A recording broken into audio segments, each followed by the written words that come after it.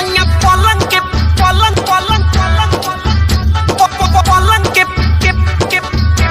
पलाई पढ़लाई करेला डीजे विकास लीगा सीतामढ़ी पलाई पढ़लाई करेला ढलाई करेला घरया कवारी धरेला। आप सुन रहे हैं अमित पटेल की आवाज में। हरे डर लागे जब जब चढ़ेला हरे भरया कवारी धरेला डर लागे जब जब चढ़ेला सखी रे जब पकड़ेला सौंसे अलंग सिहरेला हिक भर लड़ेला कि सोनिया पलंग के पलाई पढ़लाई करेला सोनिया पलंग के पलाई पढ़लाई करेला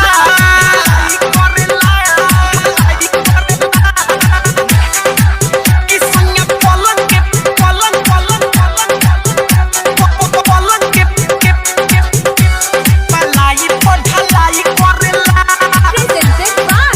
Lovely Films Production। ढलाई करेला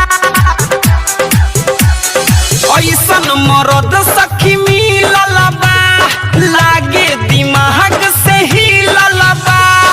ऐसन मरद सखी मिलल बा लागे दिमाग से हिलल बा दुख बाके करा से कहीं हो कैसे के ओकरा परही हो